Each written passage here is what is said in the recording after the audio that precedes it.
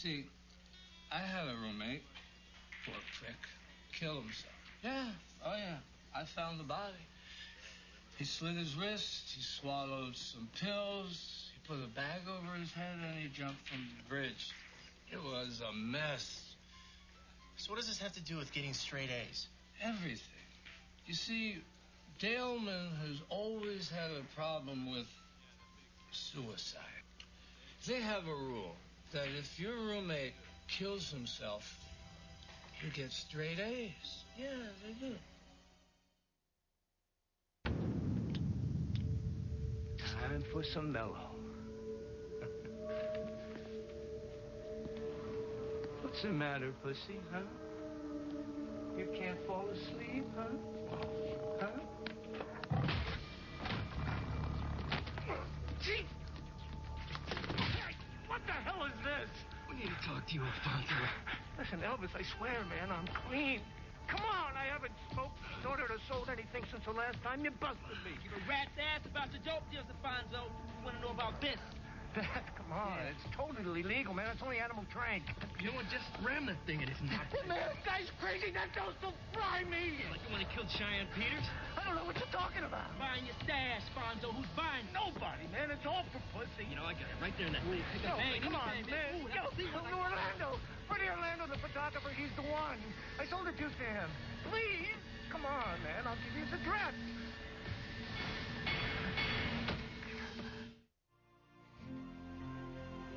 Tell me you made this whole thing up. I swear it's true. Everything but the angels, right? Especially the angels. You're serious? Angels with wings and halos? Hey, say it happened. Why? You tell me why an angel would want me to tell you a story about not being honest with your friends. Hey, what are you two talking about? Okay. I don't really have a cruise ship gig. Well, now tell us something we don't know. Hey, man, talk to us. What do you want? What's going on here? What? Nothing. Collecting her rent. He hitting you? No, I hit him. He likes it. Hey, y'all get out of here. You ain't got no right. You got a warrant. Hey! You don't move. You all right? I'm fine. You got a name, pal? Yeah. Eddie Diggs. All right, Mr. Diggs, you listen to me. You're going to calm down, and you're going to answer a couple of questions. You got it? Yeah, sure. Sorry. Sit down on the bed. You okay, baby? Yeah. Now, you know what happened here yesterday morning? Yeah, I heard. You know Jack Moran? How'd he get into room 200? Hey, I let him in. Why? He slipped me a 20, all right? Hey, but I had no idea it was... Yeah, right. Was anybody with him? I didn't see but Moran. Who owns this place? I don't know. I don't know. Some company with initials for a name. S&B Incorporated. You got an address? Nah, they pay their bills from someplace south of here. The islands. When I was only 7, my dad took me to San Diego for Easter weekend. And somehow, we got on the topic of the Easter Bunny. And I told him that I knew it wasn't real, like Santa or something. And he said, "Oh, really?" And I said, "Well, of course it isn't real." And I convinced him that I thought it was for little kids. I was only 7 at the time. Well, the next morning, Easter Sunday morning, what do you think happened? You started looking for Easter eggs? Yep. Right there in that strange hotel room. No bunny, no eggs.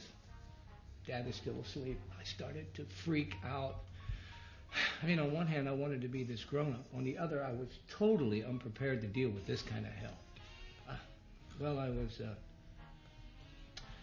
quietly crying to myself when my dad came out of the bedroom. Next thing I knew, he had his car keys in his hands, and he said, stay here and watch TV for a while. You know how he does, watch TV for a while. You know what? This man went out at 7 a.m. on Easter Sunday to search for colored Easter eggs. I must have been in the bathroom when he got back. But when I came out, there I was staring face to face at a full-colored Easter egg. I mean, the size of my hand laying on the floor. They were everywhere. under the pillow, eggs behind a TV set, eggs in a planter, eggs in my shoes, for God's sake. The maid discovered some after we checked out.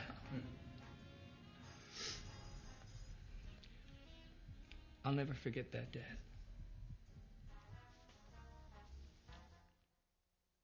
Not sure, Mac. Yeah, him too. They all know the spread. I ain't saying they bet, but they all love to bone the spread. All of them. And that goes for the officials, too. You know, they ain't had a real player since Walter Payton. Hell, since Butkus. Notice that both the players you mentioned are Bears. Hey, when am I going to get it? You know, you keep me waiting for what? What am I waiting for? January 14th. Yeah, why? Why January 14th? Because it's going to be a full day when I pay. Oh, you want to get something like that? That's what you need. You need a good punch. That's what you need. Hey, get the hell away from there. Get away from there. You heard him. Get away from that box.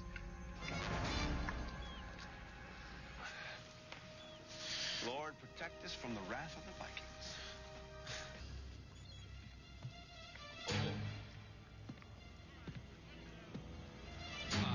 Tiny, it's a joke. Big guy, I'm just kidding.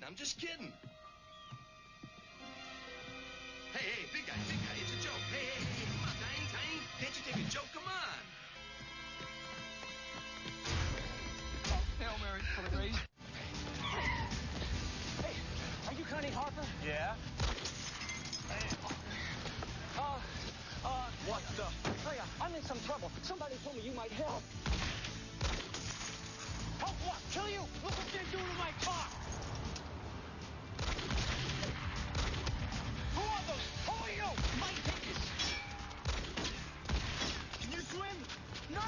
Or what?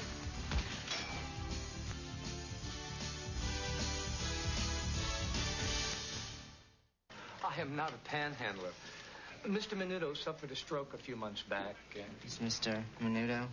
Yes. He's doing better, but rehabilitation therapy will cost over $2,000. We were seeking donations. I see. Anything about the assailant that you can remember? Yes. He was vicious, brutal. He grabbed Mr. Menudo and threatened to snap his neck like a twig unless I handed over the cup. So then, what happened? Well, I handed over the money, but instead of letting him go, he took off running with him through the crowd, using his little body like a shield. I can't imagine what would have happened if that cop didn't see him running. Yeah, well, I gotta tell you, he looks perfectly fine now. We got any witnesses on this thing? No. Yes. Mr. Menudo can identify him. Put him in a lineup or show Mr. Menudo some pictures and he'll be able to pick him out. He can. He has a sixth sense about people. Yeah, I don't think... Well, we have the photographs. Dorothy, it's not really necessary. Mr. Menudo can do it. Let me tell you about a wedding I once did, okay? Mm-hmm. Start off, I do a little Arlen, a little Carmichael, a little Gershwin, nice stuff. Now somebody says, ooh, do you know Send in the Clowns? Hey, I'm an agreeable guy, huh? 4 bars into it, the bride screams, runs over, slams the lid down. Busted 2 fingers. She probably had a bad association with that song. I guess. Anyway, the deal I usually work out is I do 3 sets of an hour each, plus the pre-ceremony. I can let you have a little classical there if you want, for $500. Yeah, well, like I said, I'm just going to have to let you know. Not to push here, but you better give me the date in advance as soon as possible. Fall, I've got bar mitzvahs, Christmas is cocktail parties, and spring, forget about it. We're into... weddings. Right. Understand everything clear as can be. Well, there's going to be a little wedding between you and Holly. I can't marry a judge, Daddy. They'll disqualify me. Yes, it would look a tad suspicious, sir. Oh, all right, fine. First, you'll make sure Holly wins the Miss Miranda contest, and then you'll marry her. Much better sequence of events. I like them. Wait a second! Holly, you go get yourself dressed and get on home, girl. And you, I'll see you at the chapel right after Holly wins the beauty contest.